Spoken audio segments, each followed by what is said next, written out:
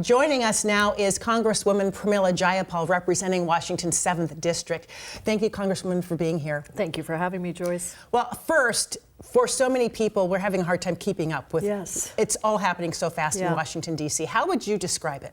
Well, it's not a bug, it's the feature, is to overwhelm, to flood the zone, and to have all of these things happen at the same time, so it's difficult to even address each thing that's happening. So we have been trying to keep close track of all the lawsuits that are being filed, all the unconstitutional and illegal acts that the administration is taking, and then to shed a light on them as much as we can using our platform to coordinate around the judicial cases and to call the public out to protest, because that is a big part of this, is making sure that people understand their services, their benefits are going to be cut. And with all of these giant cuts to federal workers, that means your Social Security checks are going to take longer. It means your federal airspace may not be safe. It means your national parks are not going to be staffed. There are direct consequences to people from these, from all of these actions. Let's talk about some of these cuts, because as we all have been reporting, Elon Musk, the president, have been slashing federal employment across the government. You mentioned the CDC, the FAA, the Department of Education. What are the long-term consequences that would impact not just those of us here in Washington, but across the nation that people may not understand? Well, I think thinking about all the things that you get because government is providing them, right? Your roads and bridges are kept safe. Your airspace is kept safe because of government workers. Your Social Security checks are cut because of government workers. Research on critical life-saving technologies is funded because of government workers. And so literally you can go down the line in terms of the firing of workers. In terms of the federal freeze and the money that they're threatening to cut, 72 million Americans depend on Medicaid. That is nursing homes for seniors. And so we have to think in terms of concrete things that people rely on that they may not even understand are on the chopping block right now. And I wonder if you won't really start feeling any pushback, if it's going to come, until people actually start feeling the impact. Well, we are seeing pushback in a couple of ways, but you're right that we're going to see more of it as people start to feel these cuts. But I will tell you that, for example, just the calls into the office and the fact we had a town hall on Tuesday, we had 2,500 people sign up, and we were at capacity at Seattle Town Hall. We had 1,000 people there. We live streamed it. Senior centers were live streaming it and having watch parties so that people could really understand what's happening. So I do think people are paying attention in a new way, and they're afraid. Secondly, you're seeing it in the polling results. The new polling that's coming out shows that 2/3 of Americans feel like Donald Trump is not focusing on lowering prices for them. He's focused on bringing in corruption instead of fighting corruption. Over half of American voters saying that. And now, new polling that shows that people are deeply concerned about Trump tax scam 2.0, which is going to cut all their benefits in order to pay for $4 trillion of tax cuts for the wealthiest. There are many Republicans, half of the country, a significant, more than 30% of the vote here in Washington, who believe the president is doing the right thing, that these cuts are exactly what he promised, and that his policies are going to save taxpayer dollars. So what do you say to them? Well, I will say that a lot of what he's doing was outlined in Trump's Project 2025. And at the time, if you remember, Joyce, I was talking about Project 2025, and Donald Trump was saying, no, I don't have anything to do with that.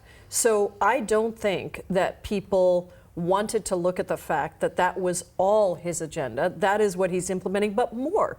We didn't, I think the power grab and the constitutional crisis that we are teetering on when an executive branch ignores congressional Article 1 powers, ignores the judicial branch, that is how authoritarians grab power. And I think that is different. So I think people are starting to push back, even Republicans. I saw that Lisa Murkowski and Susan Collins voted against Kash Patel's confirmation today. He was still confirmed. He was still confirmed. and this is only the first time that Republicans have voted against any of these nominees.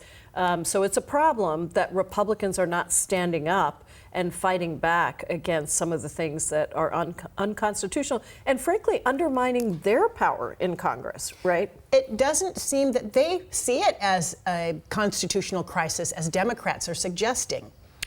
Some of them many of them are concerned about the actions being taken, but they are terrified to speak up. There is not a wealth of courage in the Republican House and Senate. And part of it is because there are real threats. I mean, Kash Patel, who's confirmed for FBI, has said he's going to go after any political opponents. We know that there are attorney generals in the DOJ that are saying, well, now there are limits to free speech. You can't even criticize the president or Elon Musk or the attorney general. So I think there are, there is a real attempt to stifle dissent, to silence voices. And again, those are hallmarks of an authoritarian leader. I want to talk about some of the executive orders. There have been hundreds. On day one, some of the executive orders targeted the trans community. Yeah. And I know that's personal for you. Yes. How concerned are you, and what should Americans take away from that? I'm very concerned. You know, this is a tiny, tiny population of people. A fraction of a fraction of a percent who are just trying to live their lives as who they authentically are.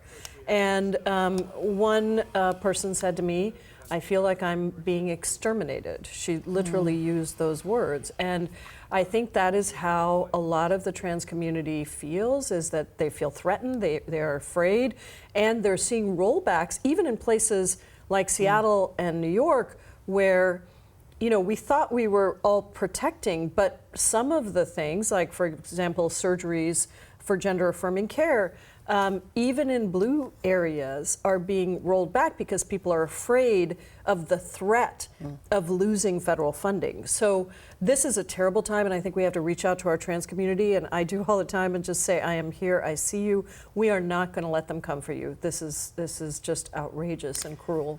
There's a lot going on in terms of immigration. You're one of the few naturalized citizens in Congress. Yes. What is it that Democrats can do? I mean, I think some of the criticism has been that Democrats are so focused on being anti-Trump that many Americans aren't clear on what the Democratic agenda is. Yeah. So what is Congress going to do in terms of the Democrats? What's the agenda? What's the plan? Well, overall or on immigration? I mean, we sort of have both. How about both? Okay. So on immigration, I'm really proud to be the ranking member of the Immigration Subcommittee. Right. We're putting together a bill right now that makes it clear you can secure the border with additional resources, additional agents, additional asylum officers, judges, and you can modernize the system, which hasn't been modernized in 30 years. So think about it.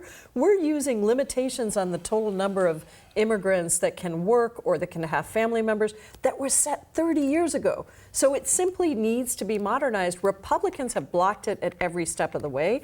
And they say they want to just, they want to secure the border. But the reality is, unless you actually modernize the system, also, you cannot fix the immigration problem. And the reality is, it's such a boon to our state, right, Joyce? I mean, we are fueled in our state by the labor of immigrants. That is true across the country. Mass deportations will not only cost $1 trillion over a decade, but will also cost consumers in terms of higher prices for milk, for farm products, for all the things that immigrant labor provides.